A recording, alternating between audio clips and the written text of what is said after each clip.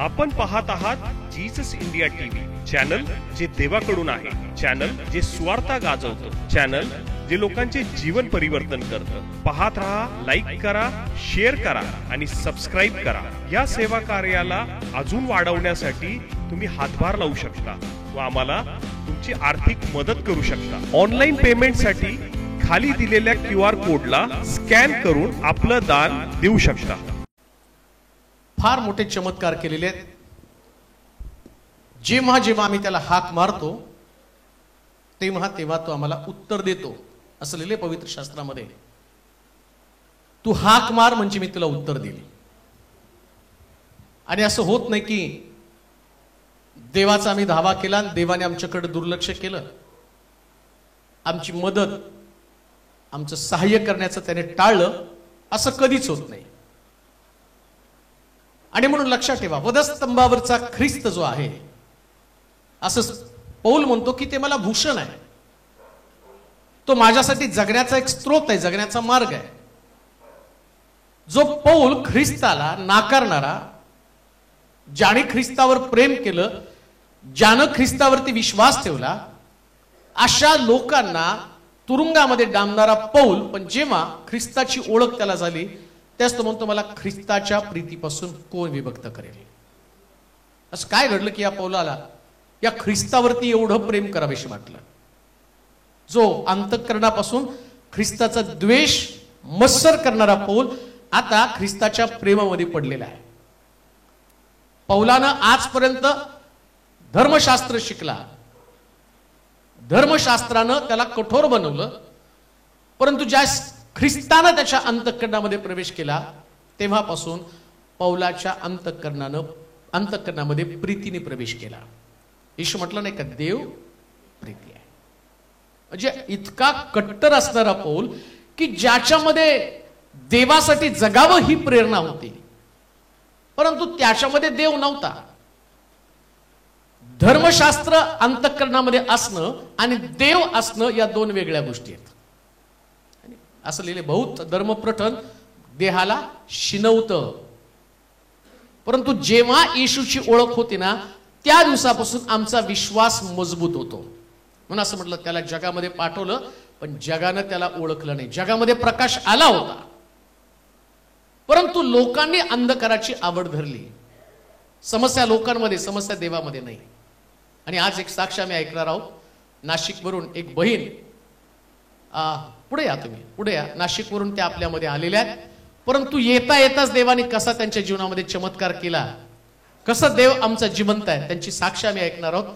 की खास ते त्यांच्या बहिणीसाठी प्रार्थना घेऊन आले होते, परंतु देवानं येतानाच त्यांना उत्तर दिलं. सर्वांना प्रेज द लॉर्ड. मी नाशिकवरून आली आहे आणि माझी लहानी बहीण आहे निशा, तिला किडनी स्टोनचा त्रास होत होता. 15 दिवसापासून तिला तो त्रास होत होता आणि 4 ते 5 डॉक्टरने सांगितलं होतं की तिचं ऑपरेशनच करावं लागेल म्हणून. मी आणि माझी बहीण सतत पाळक साहेबांना मेसेज करत होतो की बाप्पाला सांगा तुम्ही की तिचं ऑपरेशन कॅन्सल व्हायला पाहिजे म्हणून. आणि मी हा विश्वास धरून नाशिकवरून इथे आली आणि येता दौंड पार केला आणि तिचा मला फोन आला की ताई, डॉक्टर मला म्हणतात की 15 दिवसाचं मेडिसिन घे, तुझं ऑपरेशन कॅन्सल होतंय म्हणून. आणि पाळक साहेबांना आम्ही रिक्वेस्ट पाठवली, पाळक साहेब ओके म्हटलं की 1 ते 1.5 तासामध्ये आम्हाला नेहमी उत्तर मिळालेलं आहे. मी पाळक साहेबांचं पण खूप आभार मानते. आणि अजून एक छोटीशी एक साक्ष आहे. माझ्या आत्याचा मुलगा आहे विशाल म्हणून. मागच्या 15 दिवसापूर्वी मी पाळक साहेबांना मेसेज केला की पाळक साहेब, ते थोडे कर्जाच्या याच्यामध्ये आणि भावाने लॅपटॉप ठेवून घेतलाय, जर आता तो लॅपटॉप मिळाला नाही, ऑनलाईन तिकीटचं जर त्यांचं बंद झालं तर काय पुन्हा ते उभारणार नाही, तर तुम्ही प्रार्थना करा आमच्यासाठी. मी पाळक साहेबांना मेसेज केला, त्यांनी ओके केलं आणि 2 तासाने मला त्याचा फोन आला की मला लॅपटॉप मिळालेलं आहे म्हणून. आणि जे काही ऑनलाईन तिकीटचं आहे ते पण चालू झालं. मी देवाचा कोटी कोटी आभार मानते आणि पाळक साहेबांचं सर्व मंडळीचं पण मनापासून आभार मानते. हा माझा इथे येण्याचा दुसरा वेळ आहे. जेव्हा जेव्हा मी इथून गेली आहे तेव्हा तेव्हा आमचे मार्ग बऱ्यापैकी देवबाप्पाने सोडवलेले आहेत. जेव्हा तुम्ही देवाची भेट घेताना त्यास देव असं लिहिलंय, अहो कष्टी व भाराक्रांत जनो तुम्ही सर्वजण मजकडे, मग मी काय देईल तुम्हाला, विसावा म्हणजे तुमचं ओझं काढून घेईल. कित्येक वेळा आम्ही 20वा रेस्ट किंवा प्रश्नाचं उत्तर शोधण्याचा प्रयत्न करतो, परंतु त्याच्यासाठी आम्हाला देवाकडे जाणं फार गरजेचं आहे. जर प्रभूकडे आम्ही गेलोच नाही तर 20वा कधी मिळणार नाही. 4 ते 5 डॉक्टरनं त्या बहिणीला सांगितलं होतं की तुला किडनी स्टोनसाठी ऑपरेशन करावं लागेल, आणि मला वाटतं 1-2दा ऑपरेशन झालं असं काहीतरी आहे, परंतु त्याच्यामध्ये सक्सेस मिळालं नाही आणि मग ते घाबरले. आणि आज सकाळी जाताना, सकाळी उठल्या उठल्या मला तो मेसेज आला की ते ऑपरेशन टळलं जावं, आम्ही आता मुंबईला चाललोय, परंतु आमचा विश्वास आहे आणि आमच्या बहिणीला आम्ही प्रार्थनेसाठी पाठवलंय नाशिकवरून, तर आमचा विश्वास आहे की ती बहीण इथं येईल आणि मग तुम्ही प्रार्थना कराल, ऑपरेशन टळलं जाईल. परंतु त्यांनी जसं दौंड क्रॉस केलं आणि तिकडून डॉक्टरने सांगितलं ऑपरेशनची गरज नाही, आणि त्या बहीणचा व्हिडिओ मेसेज पण आला, तो पण मी स्टेटसवर टाकला. सांगण्याचा उद्देश, देव जिवंत आहे, देव जिवंत आहे. म्हणून फार प्रश्न घेऊन खेळत बसायचं नाही. जेव्हा तुम्ही प्रश्नाशी खेळताना त्यास प्रश्न तुमच्यावरती वर चढवतो, पण जेव्हा प्रश्न घेऊन तुम्ही येशूकडे येता आणि येशूवरती प्रेम करायला लागता, त्यास तुम्हाला तुमचे प्रश्न दिसत पण नाहीत. वधस्तंभावरच्या ख्रिस्ताचं सामर्थ्य आज जगाला, प्रत्येक व्यक्तीला येशू ख्रिस्ताचं सामर्थ्य समजत आहे. आम्ही ते ऐकत पण आहोत. आज सकाळीच अजून एका सिस्टरचा कॉल मला आला होता. त्यांनी सांगितलं की आम्ही तुमच्या चर्चमध्ये आलो होतो, बाप्तिस्मा घेतला, बाप्तिस्म्याच्या दिवशी तुम्ही एक भविष्यवाणी केली होती माझ्या मिस्टरांसाठी, आणि प्रभूनं ती भविष्यवाणी पूर्ण केली. माझे मिस्टर जवळजवळ 60 वर्षाचे आहेत, परंतु तुम्ही जे सांगितलं होतं त्या पद्धतीनं आता माझे मिस्टर आम्ही फॉरेनला चाललेलो आहोत, आणि प्रभू आम्हाला तिकडे घेऊन चाललेला, कारण त्यांना तिथं चांगला जॉब मिळालेला आहे. येऊन तुमच्या मंडळीमध्ये आम्हाला ती टेस्टमनी शेअर करायची. लक्षात घ्या, तुमचा देव तुम्हाला आहे त्या स्थितीमधनं पुढे नेणारा देव आहे. त्या स्थितीमध्ये तो कधीच ठेवत नाही. परंतु स्थितीला अनुसरून जगू नका, तर प्रभूला समोर ठेवून जगा. येशूला समोर ठेवायचं, जगायचं. परिस्थितीप्रमाणे जर तुम्ही बदलत गेला तर तुम्हाला देवाच्या जवळ कधीच जाता येणार नाही. पण कशी का परिस्थिती असे ना, तुमचं देवावरचं प्रेम वाढलं पाहिजे, देवाच्या मार्गामध्ये तुम्ही चाललं पाहिजे. आणि देवाच्या मार्गामध्ये चालणाऱ्या व्यक्तीचं वैशिष्ट्य काय माहिती का, तो स्वतःमध्ये नसतो, तो पूर्णपणे देवाच्या अधीन झालेला असतो. आणि म्हणून आज एक गोष्ट आम्ही शिकणार आहोत. ज्या पद्धतीनं वधस्तंभावरच्या ख्रिस्ताचं मनन आज जगात सगळीकडे केलं जात आहे, उपवासाच्या द्वारे, वेगवेगळ्या घरांमध्ये चाललेल्या प्रार्थनेच्या द्वारे, परंतु ते येशूच्या जवळ जाण्याचा प्रयत्न करत आहे. गुड फ्रायडे येईल, मग ईस्टर येईल, जावळ्याचा रविवार त्याच्या अगोदर येतील, या वर्षानुवर्ष चालणाऱ्या घटना आहेत. परंतु यातनं बोध नेमका घ्यायचा काय, काय त्याचं चिंतन केलं, त्याच्याविषयी जाणून घेतलं, म्हणजे धर्म जाणून घेतला का, नेमकं प्रभूला आमच्याकडनं काय अपेक्षा आहे.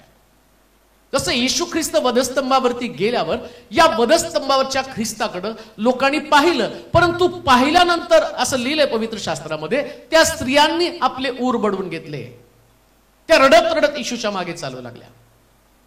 येशू त्यांच्याकडे वळून म्हटला, तुम्ही माझ्यासाठी रडू नका, तर आपल्यासाठी व आपल्या मुलाबाळांसाठी रडा. म्हणजे काहीतरी जगामध्ये तुमच्यासाठी आणि मुलाबाळांसाठी काहीतरी घडणार होतं. ख्रिस्त ज्या पद्धतीनं देवाच्या योजनेप्रमाणे वधस्तंभावरती त्याला मारावं, चोरांच्या मध्ये त्याला लटकावं, 39 माराचे फटके पाठीवरती द्यावेत आणि त्याचे हाल व्हावे, या देवाच्या योजनेचा तो भाग आहे. परंतु याच वधस्तंभावरच्या ख्रिस्ताचं आम्ही नेमकं काय करणार आहोत, किंवा या वधस्तंभावर, क्रुसावर असणाऱ्या ख्रिस्ताच्या अंगावरती अनेक प्रकारच्या खूण आहेत. एक खून नाहीये, डोक्यामध्ये खून आहे, हातामध्ये खून आहे, कुशीमध्ये खून आहे, पाठीवरती त्याची खून आहे, पायामध्ये खून आहे. मग या खुणांचा मी काय केलेला आहे. आणि पौलाला ज्या येशू ख्रिस्त आणि त्याच्या अंगावरच्या खुणा समजल्या, त्या पौल या गलती करायच्या लोकांना एक पत्र लिहिताना 6वा अध्याय आणि 17 वचनामध्ये काय म्हणतो ते आम्ही वाचणार आहोत. येशूच्या, आपल्या शरीरावर येशूच्या खुणा धारण करा. आज आपला मुद्दा काय, आपल्या शरीरावर येशूच्या खुणा धारण करा. गलती करायचं पत्र 6वा अध्याय 17 वचन. यापुढे कोणी मला त्रास न देव, कोणी मला त्रास न देव, कारण मी आपल्या शरीरावर येशूच्या खुणा धारण करून आहे. पौल गलतीकराच्या मंडळीला पत्र लिहिताना म्हणतो की ज्या खुणा ख्रिस्तानं आपल्या अंगावरती घेतलेल्या आहेत, लोक ख्रिस्ताच्या वधस्तंभी जाण्याचा विचार करत आहे आणि येशूच्या अंगावरती ज्या खुणा आहेत, हातामध्ये खुणा, डोक्यामध्ये खुणा, पायामध्ये खुणा, कुशीमध्ये खुणा, जवळजवळ 5 प्रमुख ठिकाणामध्ये आम्ही पाहतो की त्याच्या आणि ठिकाणात खुणा केलेल्या आहेत, 5 ठिकाणामध्ये. परंतु आता पौल काय सांगतो माहिती का, मला त्रास देऊ नका, का तर ख्रिस्ताच्या शरीरावरच्या खुणा मी माझ्या शरीरावरती धारण केलेल्या आहेत. लक्षात घ्या, लोक उपवास करत आहे आणि पौल मात्र उपवासाच्या भानगडीत न पडता तो म्हणतो ख्रिस्ताच्या शरीरातल्या खुणा मी माझ्या शरीरावरती घेतलेल्या आहेत. आम्हाला नेमकं करायचं काय, कोणती धार्मिकता आहे? ज्या धार्मिकते संबंधानं आता प्रभू आम्हाला शिकवत आहे, ज्या धार्मिकते संबंधानं आता पौल बोध करत आहे, ती धार्मिकता कोणती? तो म्हणतो मला त्रास देऊ नका. कशा का, असा कोणता त्याला त्रास होणार आहे? कोणत्या त्रासाविषयी पौल बोलत आहे? हा पौल तत्ववादी, हा पौल बायबलचा गाढा अभ्यासक, हा पौल आणि लोकांना शास्त्र पठन करणारा, ज्यानं अतिशय विद्वत्तेची हाय क्वालिटीचं शिक्षण घेतलेलं आहे. आणि आता जे धर्म जाणणारे लोक आहेत, जे धर्मशास्त्री लोक आहेत, हे धर्मशास्त्री लोक या पौलाला येशू पासूनच्या विश्वासापासून दूर करण्याचा प्रयत्न करत आहेत. ते पौलाला त्रास देत आहे. कुठला त्रास? हा पौल आधी लोकांना त्रास देत आहे, लोकांना मारत आहे, तुरुंगामध्ये टाकत आहे. पण हा पौल म्हणतो आता तुम्ही मला त्रास देऊ नका. मग पौलानं एवढा त्रास लोकांना दिला, आता पौलाला कोणता त्रास होत आहे? जे काही पौलानं आत्मसात केलं तो म्हणतो पुरुषांमधला सगळ्यात जास्त पुरुषी मी आहे, देवाच्या वचनाचं ज्ञान माझ्याकडे पुष्कळ आहे. मग तिथं वितंडवाद, वादविवाद त्या ठिकाणी चालू आहे. आणि अशा परिस्थितीमध्ये पौल काय म्हणतो, आता तुम्ही मला त्रास देऊ नका. का त्रास देऊ नका? मी धर्मशास्त्र नाही, ख्रिस्ताच्या खुणाच माझ्या अंगावरती घेतलेल्या आहेत. काय घ्यायचं नेमकं? लोक धर्माचा आधार घेऊन, शास्त्राचा आधार घेऊन ज्या गोष्टी सांगितल्या नाही त्या करत आहे. पण पौल याच्या पलीकडे जाऊन म्हणतो मी ख्रिस्ताच्या शरीरावरच्या खुणा माझ्या शरीरावरती धारण केलेल्या आहेत. आणि तीच गोष्ट आम्हाला करायची. आम्हाला सुद्धा आमच्या शरीरावरती ख्रिस्ताच्या खुणा आमच्या शरीरावरती दिसल्या पाहिजेत. उपास नाही दिसायला पाहिजे. उपास फार कॉमन आहे. तो कधी कधी काही लोकांना जेवण मिळत नाही ते पण उपाशी राहतात. काही लोकांना खाता येत नाही म्हणून त्यांना पण उपाशी राहावं लागतं. कित्येक वेळा हॉस्पिटलमध्ये गेल्यावर लोक सलाईन वरती आहेत आणि वर्षानुवर्ष उपाशी आहेत. मग काय त्या उपासाचं तत्वज्ञान आहे? कोणतं प्रिन्सिपल असं उपासाचं, जे आम्ही उपास त्याच्याविषयी बोलत आहोत. परंतु इकडं जे तत्वज्ञान शिकवलं जातं, पौल म्हणतो ख्रिस्ताच्या खुणा मी माझ्या शरीरावरती धारण केलेल्या आहेत. आणि तुम्हाला आणि मला प्रत्येकाला या ख्रिस्ताच्या खुणा आता आमच्या शरीरावरती घ्यायच्या आहेत. आम्हाला पण ख्रिस्ताच्या शरीरावरच्या खुणा धारण करायला पाहिजे. मग कशा धारण करणारा? कसं करणारे माझ्या अंगावरती ती खूण आहे आणि कोणत्या खुणा आहेत? किंवा एक व्यक्तीच्या अंगावरती ख्रिस्ताच्या खुणा आहेत ओळखायचं कसं? 5 प्रमुख प्रकारच्या खुणा त्या तुमच्या अंगावरती आहेत का ते तपासायचं आम्हाला. आम्ही आता वर्षानुवर्ष उपास तपासले, उपासाकडे आमचं लक्ष लागलं, की आमची धार्मिकता होती. पण ख्रिस्ताच्या खुणेचं काय? ज्या त्यांनी त्याच्या शरीरावरती धारण केल्या त्याच्या मागचं तत्वज्ञान काय? काय सिद्धांत आहे त्याचा? वाचूया. पहिली खुण आम्ही पाहणार आहोत. यशाचं पुस्तक 53 अध्याय आणि त्याची 1 पासून 6 पर्यंतची वचनं. ख्रिस्ताच्या शरीरावरच्या खुणा माझ्या अंगावरती मी धारण केल्या, मला त्रास देऊ नका. आम्ही ऐकलेल्या वार्तेवरती कोणी विश्वास ठेवला आहे? परमेश्वराचा भुज कोणास प्रगट झाला आहे? कारण तो त्याच पुढे रोप्यासारखा वृक्षभूमीतील अंकुरासारखा वाढला. त्याला रूप नव्हते, त्याला शोभा नव्हती. त्याचकडे पाहिले तर त्याचवर मन बसेल असे त्याच्या ठाई सौंदर्य नव्हतं. तुच्छ मानलेला मनुष्याने टाकलेला क्लेशांनी व्यापलेला व व्याधीशी परिचित असलेला असा तो पुरुष पाहून लोक तोंडे पहिली खून जो पौल सांगत आहे, मी माझ्या शरीरावरती ख्रिस्ताच्या खुणा माझ्या शरीरावरती धारण केलेल्या आहेत. आता त्या पौलानं जे सिद्धांत, जे शिकवण बायबल मधनं घेतली आणि पौलाला कळालं वधस्तंभावरचा ख्रिस्त मला काहीतरी टीचिंग देते, मला काहीतरी शिक्षण देत आहे. म्हणतो पौल काय म्हणतो माहिती का, वधस्तंभाचा ख्रिस्त गाजवणं हे माझं ध्येय आहे. यहुदी चिन्ह मागतात, हेलेनी ज्ञान मागतात, मी तर वधस्तंभावर ख्रिस्त गाजवतो म्हणजे करता काय करता नेमकं गाजवता. तर त्यानं सुरुवात करताना आता काय सांगतो, मी ख्रिस्ताच्या खुणा माझ्या शरीरावरती, मग तो चेहऱ्याकडे पाहतो आणि तो म्हणतो लोक त्याचा चेहरा पाहिल्यावरती आपलं तोंड फिरवत आहे. का तर तो पहिल्यांदा शुनेमकडे म्हणती माझा वल्लभ लाखात एक आहे असं लिहिलंय. योहानानं स्वर्ग उघडलेला पाहिल्यावर त्याला त्या येशूचं तेज, त्या येशूचं स्वरूप पाहिल्यावर तो म्हणतो इतकं तेजस्वी पुरुष स्वर्गामध्ये होता. या ख्रिस्ताला स्वर्गामध्ये पाहिल्यावर तो तेजस्वी दिसतो, पण जेव्हा तो जगामध्ये आला त्यास त्याच्या चेहऱ्यावरच्या ज्या खुणा आहेत त्याला त्या कुरूप करत आहे. जो स्वर्गामध्ये असणारा शास्त्र सांगतं की देवानं ज्यावेळेस लुसिफरला बनवलं तर तो म्हटलं अरे सुंदर असणारा देवदूत, तो अति सुंदर देवदूत. देवानं त्याचा पुत्र सुंदर बनवला, मानव सुंदर बनवला. मग असंच म्हटलं की त्यानं मनुष्याला आपल्या प्रतिरूपाचं बनवलं. आज जगामध्ये जेवढे युनिव्हर्सल आहेत, सुंदर असणारे पुरुष आहे, हे देवानं बनवले. मग देव किती सुंदर असेल, मग येशू किती सुंदर होता. मग तो सुंदर असणारा येशू आता त्याच्याकडे पाहिल्यावर लोक, बायबलमध्ये असं लिहिलं, त्याला पाहिल्यावर लोक आपलं तोंड फिरवत होते. का तर त्याचा चेहराच कुरूप होता. आणि आता पौल काय म्हणतो माहिती का, मी त्याची कुरूपतेची खून माझ्या चेहऱ्यावरती धारण करत आहे. ती कुरूपतेची खून तुम्हाला सुद्धा ख्रिस्ताच्या कुरूपतेची खून आपल्या चेहऱ्यावरती धारण करायची. पहिलाच तो तुमच्या चेहऱ्यावरती, जी तुमच्या चेहऱ्याला तुम्ही जपता, तुमच्या चेहऱ्याला तुम्ही सांभाळता. काही लोकांनी तुमचा अपमान केला, काही लोक तुमच्या तोंडावरती बोलले. शास्त्र सांगतं की त्याच्या तोंडावरती थुंकण्यात आलं, त्यानं सहन केलं. मग ती खून तुम्हाला असलंच पाहिजे ना. तुमचा चेहरा उतरतो. काही वेळेस काही घटना आमच्या जीवनामध्ये ज्या घडतात आणि त्या घटनेनं आम्हाला असं वाटतं की आता आम्हाला तोंड दाखवायला जागा नाही. म्हणजे काय झालं, लोकांनी त्याला पाहून आपलं तोंड फिरवलं. का तर त्याच्याकडे पाहू शकत नव्हते. काही घटना तुमच्या जीवनामध्ये अशा घडत असतील, परंतु या घटनेनं खचून न जाता तुमचं लक्ष वधस्तंभावरच्या ख्रिस्ताकडे गेलं पाहिजे. तो माझ्यासाठी कुरूप झाला. काही काळ मला प्रत्युत्तर न करता जसं ख्रिस्तानं दुःख भोगलं तसं मला पण दुःख भोगायचं. याला चेहऱ्यावरची खून म्हटलेलं आहे. याला चेहऱ्यावरची खून म्हटलेलं आहे. का देऊ नये का.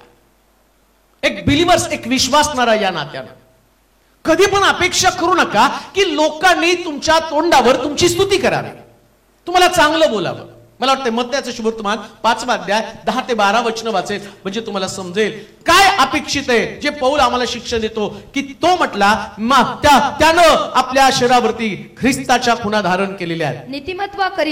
नीतिमत्वाकरिता ज्यांचा छळ झाला आहे, ज्यांचा छळ झाला आहे ते धन्य, कारण स्वर्गाचे राज्य त्यांचे आहे. माझ्यामुळं जेव्हा लोक तुमची निंदा व छळ करतील आणि तुमच्या विरुद्ध सर्व प्रकारचे वाईट लबाडीने बोलतील, तेव्हा तुम्ही धन्य. आनंद करा, उल्हास करा, कारण स्वर्गात तुमचे प्रतिफळ मोठे आहे. कारण तुमच्या पूर्वी जे संदेश होऊन गेले त्यांचा त्यांनी तसाच छळ केला. असं जगामध्ये कधीच घडत नाही की धार्मिक व्यक्तीला त्रास नाही असं जगात घडू शकत नाही. आता काय लिहिलं माहिती का त्यानं, जगामध्ये जेवढे संदेश होऊन गेलेले आहेत, देवाचं वचन गाजवणारे लोक होऊन गेलेले आहेत, ख्रिस्ताचं किंवा प्रभूचं अनुसरण करणारे होऊन लोक गेलेले आहेत, अशा सगळ्यांच्या वाटेला जगातलं सगळ्यात मोठं दुःख आलं. आणि कोणतं दुःख आहे, लोक तुमची निंदा काय करतील. पण आम्हाला कौतुकाची सवय लागली ना. कोणीतरी आमचं कौतुक करावं, कोणीतरी आम्हाला चांगलं म्हणावं, कोणीतरी आम्हाला रिस्पेक्ट द्यावा. नाही होत तसं. जेव्हा तुम्ही ख्रिस्ताला स्वीकारता ना, तेव्हा तुम्ही अपमान स्वीकारलेला आहे. आता पौल एवढ्या, याच्या अगोदर या पौलाच्या शब्दाला एवढी किंमत होती की त्यानं राजाकडनं फरमानच घेतलं ना ख्रिस्त लोकांचा छळ करायला. आता पौलानं जेव्हा ख्रिस्ताला स्वीकारल्यावर जे लोक अगदी राजाचा शब्द, राजा त्याचा शब्द मानत होता, पण आता मात्र या पौलाच्या शब्दाची किंमत शून्य झालेली आहे. हा ख्रिस्ताकडे आल्यावरचा परिणाम आहे. जेव्हा तुम्ही ख्रिस्ताला स्वीकारता त्यास ख्रिस्ताच्या चेहऱ्यावरची खून तुमच्या चेहऱ्यावरती तुम्हाला धारण केली पाहिजे. त्याच्या तोंडावरती लोक थुंकले असं लिहिलेलं आहे, त्याचे दाढीचे केस उपटण्यात आलेले आहेत. मग त्याने आपल्या चेहऱ्यावरती थोडं सुद्धा एक्सप्रेशन दाखवलं नाही.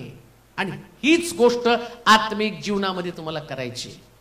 उपवासापेक्षा काय महत्वाचं माहिती का? म्हणून तो काय म्हटला माहिती का?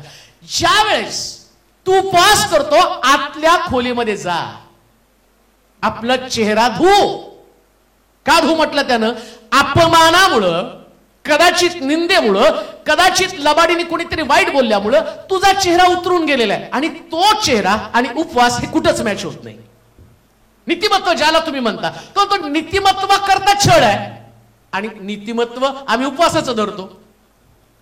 या उपवासाचं नीतिमत्व काय? लोक तुमचा सन्मान करतात, लोक तुम्हाला रिस्पेक्ट देणार आहे. काय रिस्पेक्ट देणार आहे? आज त्या उपवास आहे आणि अमक्या अमक्यानं उपवास धरलेला आहे आणि आम्ही त्याच्याकडे पाहता नव्हतो, यांनी उपवास केला, याने उपवास केला. अहो, त्याचं प्रतिफळ तर लोकांनी दिलं. मग येशू मग त्याच्या शुभवर्तमानात काय म्हणतो माहिती का? तू उपवास करतो त्यास आपल्या, आणि तू काय कर? चेहरा धू. आणि जर तुझा उपवास लोकांना माहित पडणार असेल तर लोकांकडनं तुला प्रतिफळ पण देवाकडनं मिळणार नाही. मग देवाकडचं प्रतिफळ कोणतं आहे माहिती का? ज्यास लोक तुमच्याविषयी लबाडीने वाईट बोलतात, काय करा म्हटलं हो? तेव्हा तुम्ही धन्य. तेव्हा तुम्ही कोण आहात? धन्य. लोक तुमच्याविषयी वाईट बोलतात त्यावेळेस तुम्ही कोण आहात? धन्य. म्हणजे आशीर्वादित आहात. आमेन. पण आम्हाला वाटतं लोकांनी आम्हाला चांगलं म्हणावं.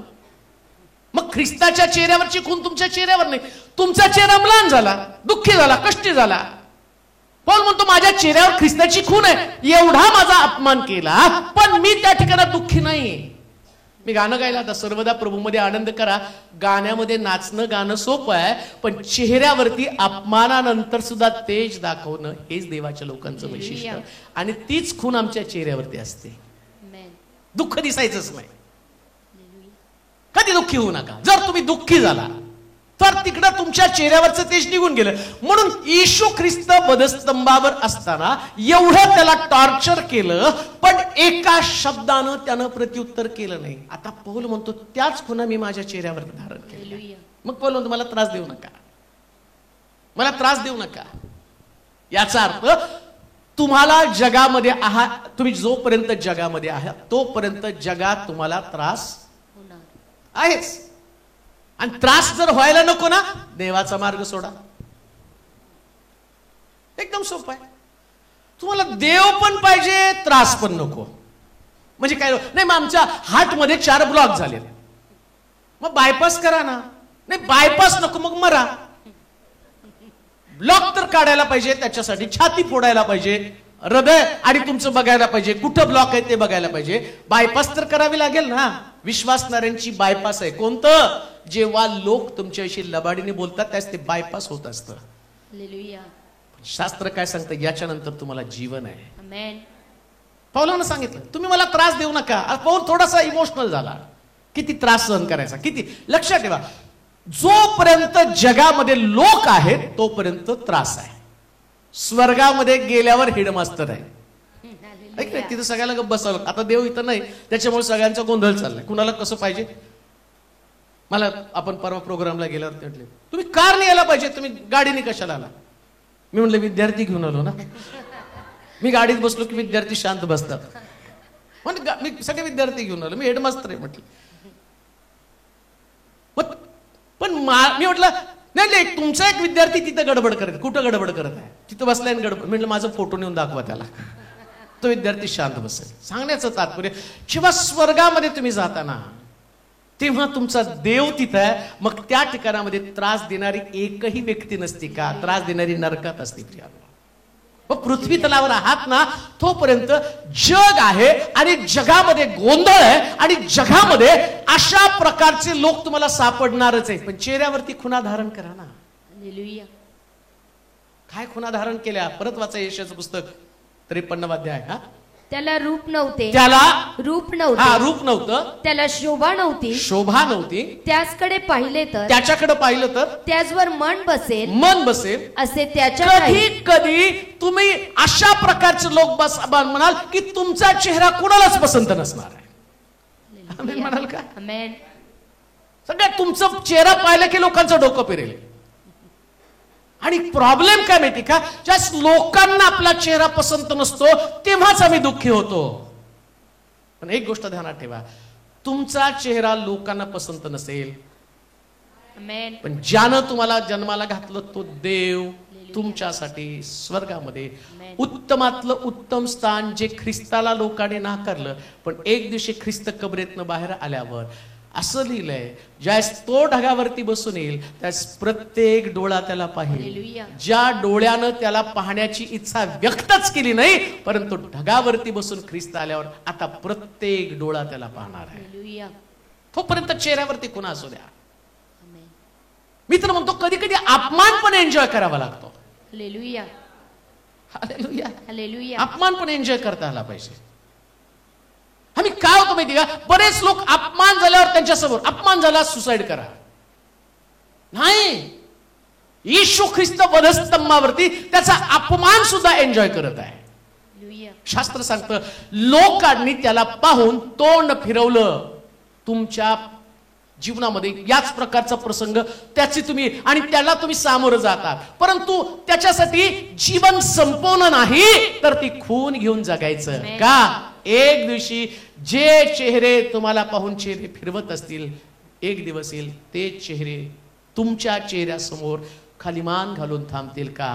तुम्ही असं लिहिलंय, काय वाचा 12 वचन 11-12. आनंद करा, आनंद करा, उल्हास करा, उल्हास करा, कारण स्वर्गामध्ये तुमचे प्रतिफळ कुठं? स्वर्गात. आता पृथ्वी तलावर हे असणार आहे. काय असणार स्वर्ग? पृथ्वी तलावर लबाडीने बोलतील, निंदा काय करतील पृथ्वी तलावर? निंदा हा? व छळ करतील. काय करतील? छळ करतील. बोला काय होणार आहे? छळ. पृथ्वी तलावर छळ असणारच आहे.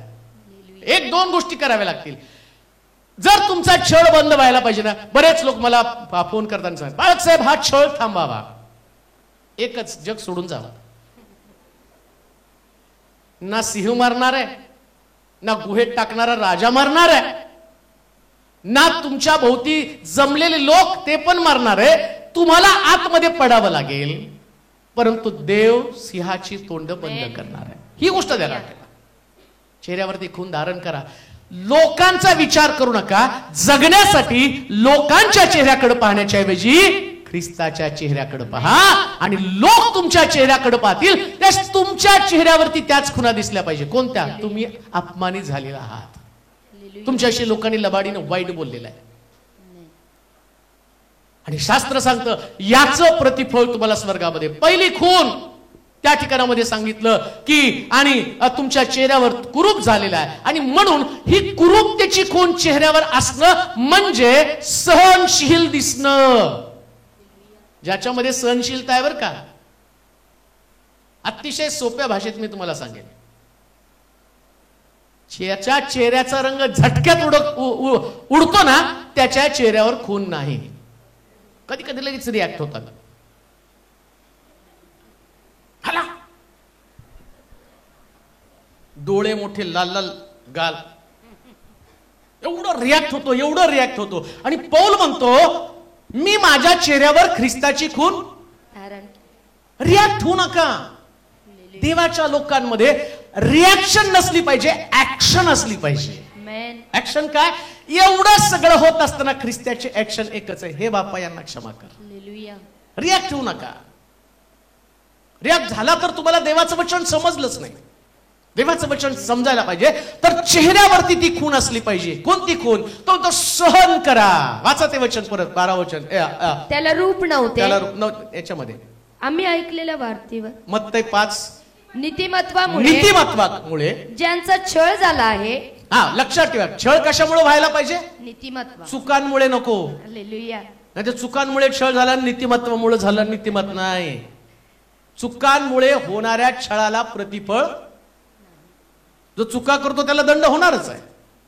चुकांमुळे नाही, चुकांमुळे छळ झाला म्हणून तुम्हाला लोक त्याचं गणतीच होणार नाही, पण तुम्ही धार्मिक आहात आणि धार्मिकते करता तुमचा छळ झाला आणि तुम्ही रिॲक्ट होत नाही. जर धार्मिक आहात, प्रार्थनाशील व्यक्ती आहात, तुमच्याकडनं कुणाचा गुन्हा घडलेलाच नाही, त्याच्यामुळे जर तुमचा छळ झाला पण तुम्ही चुका करता, तुमच्याकडे गुन्हे घडले आणि त्याच्यामुळे जर तुमच्याबद्दल आणि काहीतरी घडलं तर त्याचं प्रतिफळ नसणार आहे. मग कशाचं प्रतिफळ असणार आहे? तुम्ही धार्मिकते करता सहन करत असलेल्या तुमच्या गोष्टी. आता वाचा बरं. नीतिमत्वाकरिता, नीतिमत्वाकरिता ज्यांचा छळ झाला आहे. पुन्हा मी तुम्हाला सांगतो, छळ फक्त नीतिमत्वाचाच लक्षात घेतला जातो, धार्मिकतेचाच. हालेलुया. नाहीतर मी चोरी केली आणि मला जेलमध्ये टाकलं आणि माझ्यासाठी प्रार्थना करा जेलमधनं बाहेर यावं, तो नाही, ते नाही, ते शासन आहे. पण कधी कधी तुम्ही, जसं आम्ही पाहतो की त्या दानिएलानं प्रार्थनाशील त्याचं जीवन आहे, पण प्रार्थना बंद व्हावी म्हणून सिंहाच्या